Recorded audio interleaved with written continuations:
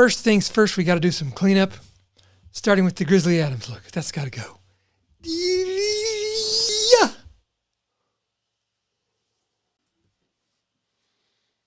Yeah. That's much better. I have a friend in Italy.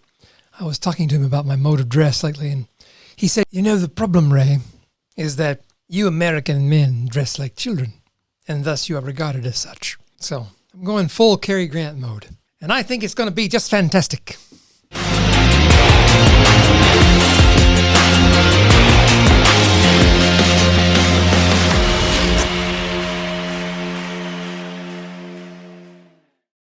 Cary Grant was one of the 3 male TV stars I wanted to be.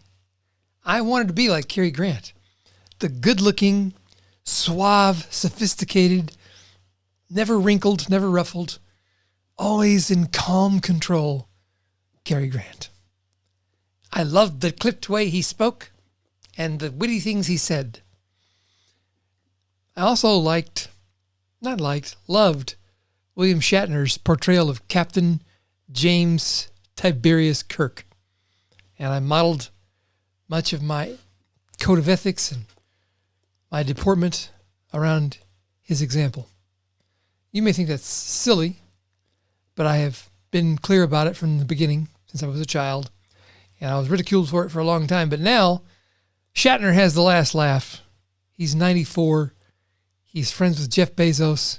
He's the oldest man to go into space, and he's touring with Neil deGrasse Tyson, giving lectures and talking about wisdom that he's gained. So, good choice on my part. I think I backed a good horse there. And the third that I took as a role model from television, David Carradine. I just know that when he portrayed Kwai Chang Caine on Kung Fu, that was a whole new perspective for me to see. This is my interpretation. For me to see the power of one like Jesus walking the earth. And I don't mean that I think Kwai Chang Caine was Jesus. I mean, I think he was tapped into the same spirit of peace and tranquility. And yet, when the time came to defend, he was there to do it. So anyway, those were my 3 models. That's pretty high standards to hold oneself to. How about you? Who do you model yourself after? Who are your role models? Who are your heroes? And I don't care about getting into deconstructing heroes. It's very popular today to say, well, that was toxic masculinity. You shouldn't be emulating Clint Eastwood or one of those toxically masculine. What does that mean even? I'm not asking you. Please don't tell me. I don't want to hear it. So what's the point? The point is we need role models for our young men and women to follow, for them to look at those role models as examples and to emulate them in their lives as they discover what life is really all about. They think they know at 21, 25, 30, and they know many things. They're very smart. They're very intelligent, but they don't know everything, as anybody who's made it to 50, 60, or beyond knows. And I know a few 90-year-olds who are 30 years ahead of me, and they know stuff I can't even conceive of. It's a great adventure we're on. And it's not easy. It's a tough ride for anybody. But I think it's worth it.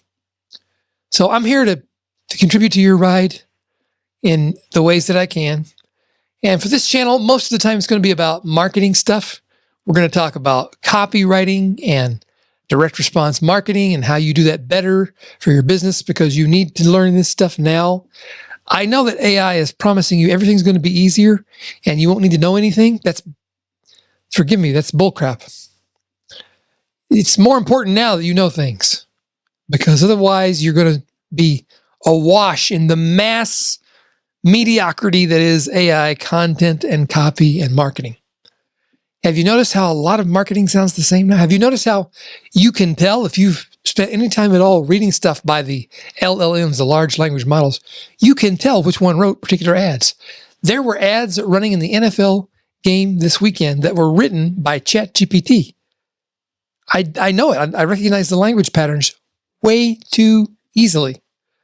So I think AI is a great tool. It's a great assistant. It can be fantastic help. It can speed up your work life. It can take things off your hands you don't have to do at all.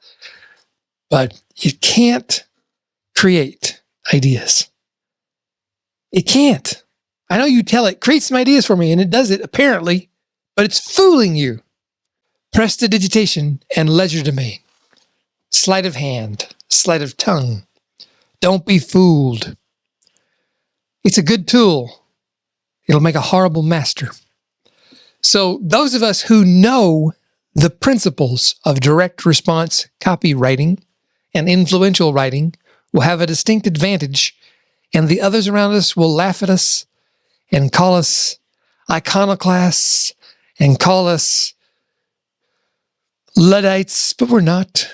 I love AI for what it's good for. I don't use it for what it's not good for. I don't use it for my own destruction, for instance. Many of you are using it just for that, for your own destruction. Stop doing that. I'll tell you how. Stick with me.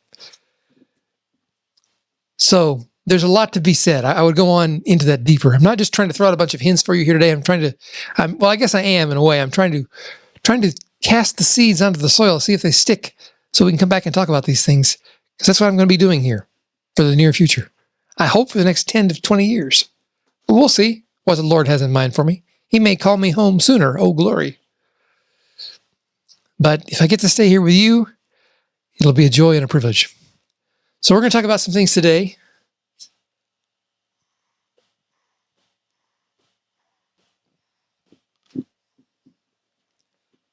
I know what you think. I know what you're thinking. Right, that's a bad habit. It's tobacco. I thought you didn't do that. Well, I don't vape because that's frightening. And I've given up THC, pot, weed. I did it for a while. I smoked it for quite a while because it helped my Parkinson symptoms, chronic pain in particular. But I came to believe that the cost was not worth the benefit, so I don't do it anymore. Haven't done it for a long time. I don't drink. I don't smoke marijuana. We don't smoke marijuana in Muskogee. And I occasionally puff on a pipe. But I don't inhale. Can you feel my pain? I consider it with all the other things I already am dealing with. This is a small risk. I'm 60. I have Parkinson's. I have some joint ligament problems. I think I'm okay to puff my pipe occasionally. It gives me pleasure. If I'm wrong, if someone can convince me I'm wrong, I'll stop. Good luck. Okay, so what's to talk about?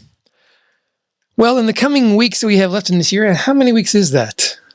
And count the weeks that remain for us in this year, 2025. God, I remember when I was a kid, I thought 2025 was really the future. I mean, like we lived in space pods, and I know everybody talks about the flying cars, but I mean, I really thought we'd be in a space colony in 2025. And here we are, still pretty much in a fancier version of 1965. Okay, so 2025, this is, we'll just go ahead and call it the 24th. I'm recording this on the 23rd, but we'll call it the 24th. And that means we have 1, 2, 3, 4, 5, 6. Hey, how about that? We have 6 weeks. This is week 1 of 6 until the end of the year. Most people are giving up these 6 weeks. They're quitting. They're laying down. They're resting. And what are they resting from? Nothing. They're resting from their time-wasting normal activities. I sound judgmental because I am.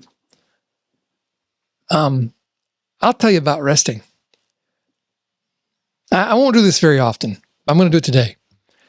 When your body is failing you because you have a neurodegenerative disorder like Parkinson's, you have a lot of things happening that people don't see. They see the tremor. They see the uncertainty. They can hear the softening of your voice, the slurring of your words.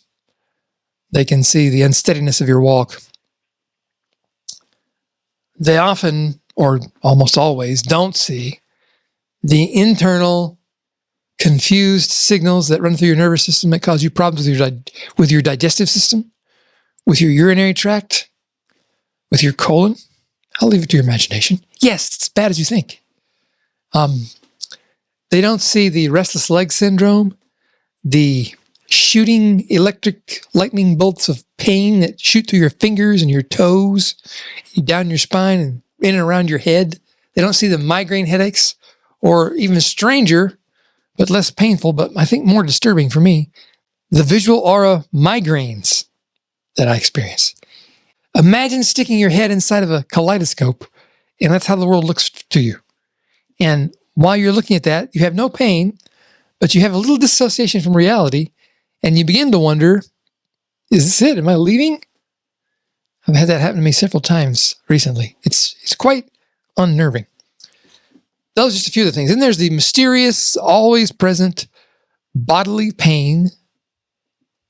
Sometimes it's a 3 on the 10 scale. Sometimes it's a 9. No explanation about where it comes from. It's just your nervous system is whack. It doesn't work right. And then there's the fatigue. So I'm 60. I'm a pretty energetic guy until I'm not.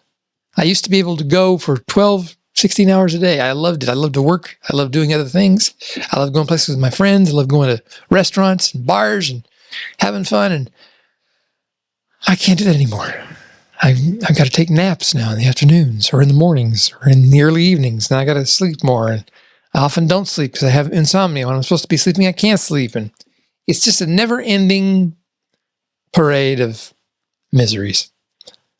But as the Apostle Paul said, these light and temporary afflictions are of little consequence and cannot be compared to the weight of glory we'll receive when we're with him in heaven. I know that. And I know we have work to do. There's a reason we're here. And I believe that there's a reason for my suffering. I don't believe that God gave it to me, but I do believe that he ordained that it would be a thing I would go through because he knew it would make me into the man he needed me to be in order for me to do the work he needed me to do. We can talk about that some other time as well. Maybe in our upcoming Bible study. That'll be a separate podcast. So I say all that because when I talk about resting, I know my rest is going to come today. I got to have extra rest today. And I got to work today. So I know I've got 4 hours, 4 good solid hours on a good day when I can actually do some work that produces revenue. I have to figure out how to get people to work with me who don't do the things I do. They do other things in my business that need to be done outside of my 4 hours a day. And I have to show them that my 4 hours a day, combined with their efforts that are more than 4 hours a day, will produce enough revenue that we all make a lot of money that we can be satisfied with and live well with and have enough to give and do things with our money we want to do, like help other people. So that creates all kinds of constraints and exciting new things to learn because it's not the way I did things before. And that can get you into trouble. It got me into trouble. Took my company down, took me down, but I came back. So if you've had a business failure, congratulations, you got that out of the way. You learned some things.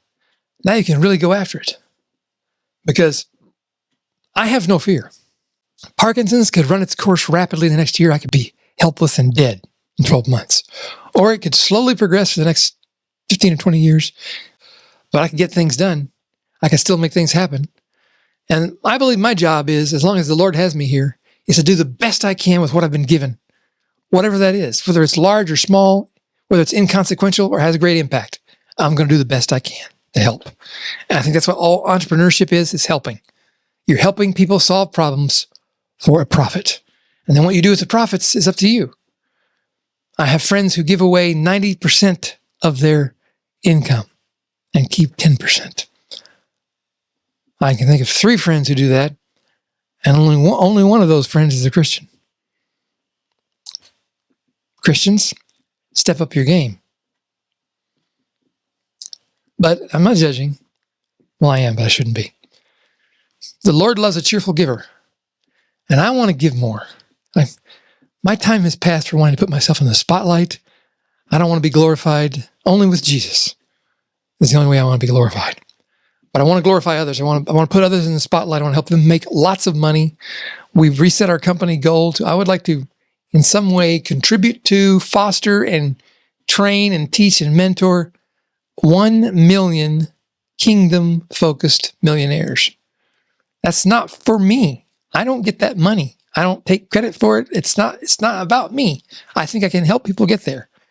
The best skill I have is teaching and encouraging and letting people believe in themselves and believe in their dreams and encouraging them to keep pushing when it's hard, because I know how to do that. I know how to do that well. So that's what I'm going to be doing this year, and I'd love to do it with you as well. We've got a training coming up for the last 6 weeks of this year to get you started off right. If you want to make this year the year you get serious and you get started on your goal to make whatever you need to make, whatever amount of money you need to make, don't get overwhelmed. I don't expect you to come in here and do $1 million launch month 1, anything like that, unless you know how to do that. You've done it before. You've come close to it before. I want you to do you, but I can help you do you the best you've ever done. I believe that. Why? Because I've been told that inside of me lives the same spirit that was powerful enough to raise Jesus Christ from the dead. The Holy Spirit. The Holy Ghost. That's how I grew up knowing him. The Holy Ghost. Think on that. So,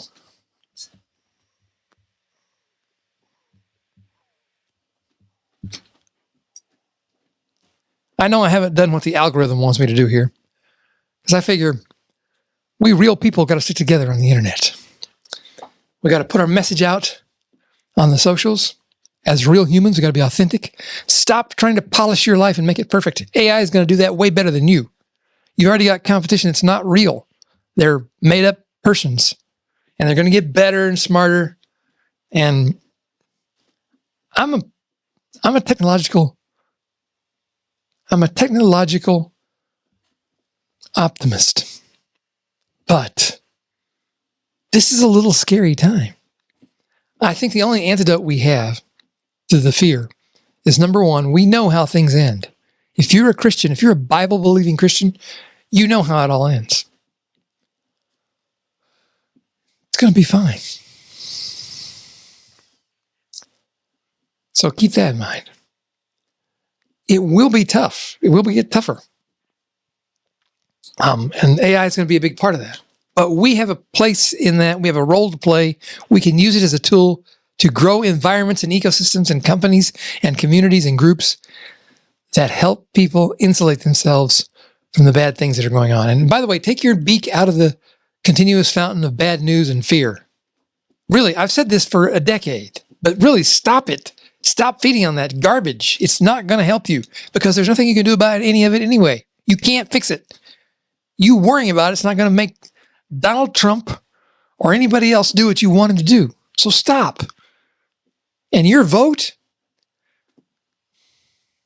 I want you to vote. But you got to do more than vote.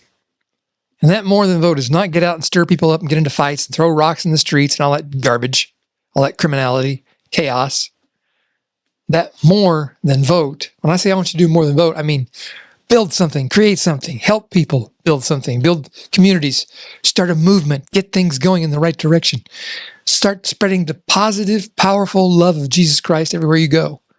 Even if you don't say his name, you can bring his spirit, and people will know something is different about you. That's what I want you to do. That's what I want you. That's what I want you to do. I believe that's what he wants you to do. But I'm definitely, for the next 6 weeks, going to be working with you in both free ways. We'll have a few paid things. We'll keep the price low so you can get in and get things started, because this is the time, right? You got 6 weeks to get ready for 2026. And I don't care who you are. If you know enough to be able to be on YouTube watching this, you know enough to be able to start building a business based on you, your personality, who you are, getting yourself known, not so you can be a peacock and get attention and do stupid things like celebrities, but so you can be known for what you do to help people, and you can be paid for it, and you can make that money, and you can take it and do responsible, kingdom-oriented things with it, which may be just take care of your family and be happy with that. That's okay. You may want to go beyond that and give some of that money to help other people as well. I bet you will in time. I've come to understand some things about helping people I never understood before. I've come to understand things about people who are poor I've never understood before. Because frankly, I've never been one of those people before, but I was recently. And I can tell you, I understand things now I did not understand before. I have much more empathy, and we got to do something. And what we got to do is we got to make money. We got to not count on the government. We're not going to vote until the government does what we need. We're not going to vote until the government does what we need them to do to help the poor people. The heck with them. We just go help the poor people. We don't wait on the government because they're not interested. They're lining their pockets with money and power. Let them. We got other important stuff to do. Let's do it together. The cool thing to do would be to subscribe to this channel. You can click the subscribe button, and also to subscribe to my email newsletter, there'll be a link here somewhere you can click on to go subscribe to that. That way I can send you an email anytime I am going to be releasing a new video, a new training. I'm thinking about putting a whole free course on writing copy here on YouTube. No strings attached.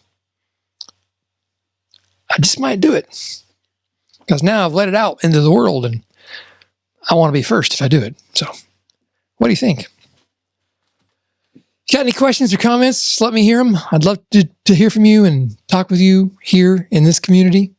And you can get a lot of free stuff, and we have some meetings and things you might want to be part of in our school community at skool.com/Ray Edwards. There's a link. You don't have to know. I don't have to tell you the URL. Ray, you're so silly. You're so 90s. Sometimes, Ray, you're just so 6'7". All right. See you soon, my friends. May God bless you and keep you. May He make His face shine upon you. May He do more for you than you can ask or even possibly imagine, because He's just that good. Peace to you. Peace to your house. I will see you soon. And remember, I love you very much, and not in a weird way.